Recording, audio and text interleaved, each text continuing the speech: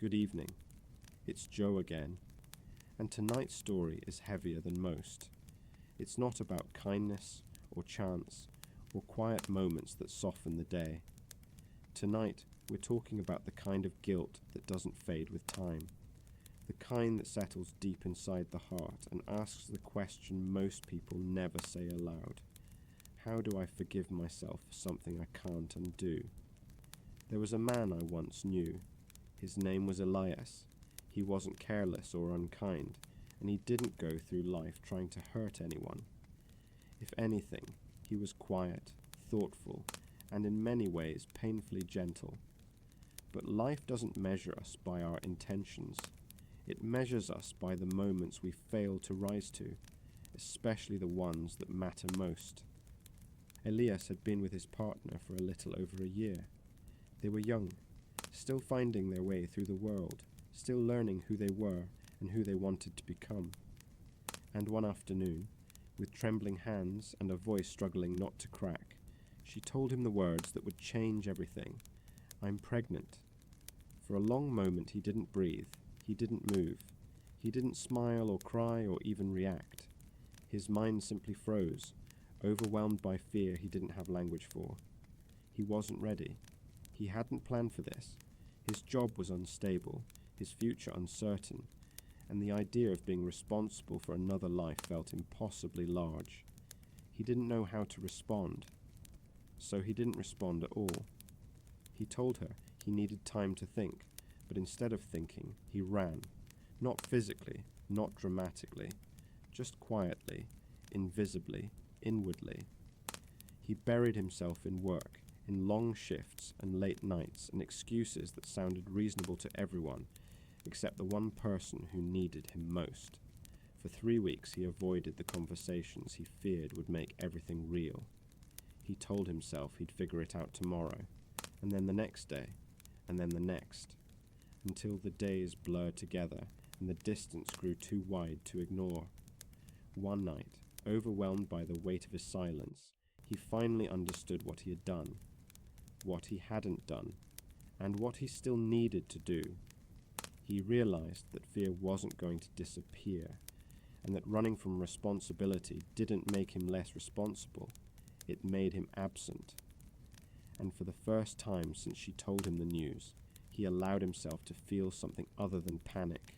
He felt love, for her, for the child he hadn't met, for the future he had been too afraid to face. He told himself, tomorrow I go to her, tomorrow I show up.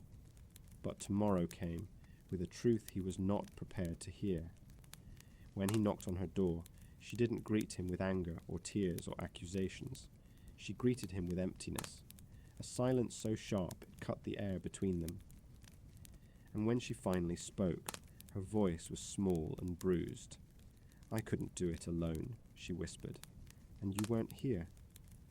And that was how Elias learned that she had ended the pregnancy, alone, afraid, carrying a weight she should never have carried without him. She didn't blame him. She didn't yell. She didn't ask him why he hadn't come sooner. She simply told him the truth and let it sit between them like a stone neither of them could lift. For days, Elias didn't move. He didn't eat. He didn't speak. The guilt hit him like a tide, slow at first, then relentless. He replayed every moment, every silence, every chance he had to show up and didn't. And the more he replayed it, the harsher the voice inside him became. You abandoned her. You abandoned your child. You don't deserve to be forgiven. Months passed. The relationship ended, not with a fight, but with exhaustion. And Elias carried the guilt with him everywhere he went, as if punishing himself was the only way to honor the life he hadn't been brave enough to claim. He told no one, not friends, not family, not even himself really. He just lived with it, quietly, painfully, alone. It wasn't until years later, while talking to a counselor who didn't judge him or excuse him, that he heard something he'd never allowed himself to hear. You made a mistake, but the version of you who made it was scared, young, and overwhelmed, and that version of you deserves compassion, not a lifetime sentence. At first, he rejected it. He didn't want compassion. He didn't feel he deserved it. But slowly, quietly, something inside him began to shift. He began to understand that guilt doesn't bring back what's lost. It doesn't heal the past. It only chains you to it, and the longer you hold that chain, the deeper it cuts into your hands.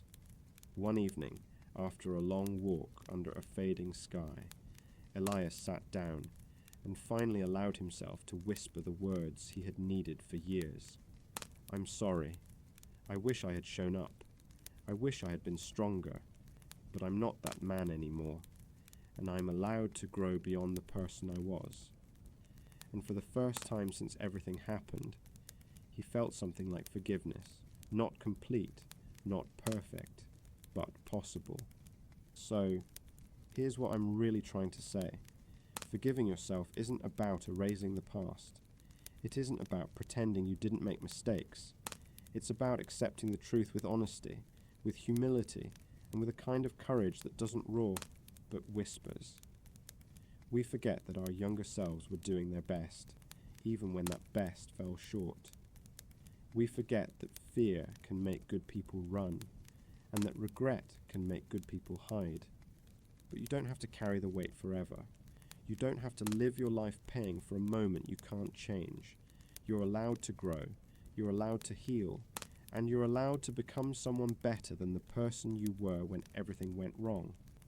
So, if there's something you haven't forgiven yourself for, go gently, start small, begin with a whisper, because the first step toward forgiveness is believing that you're worthy of it.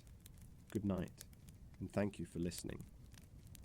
And if you're moving through a difficult moment in your own life, I hope tonight's story reminds you that healing doesn't begin with perfection. It begins with kindness toward yourself. Rest well.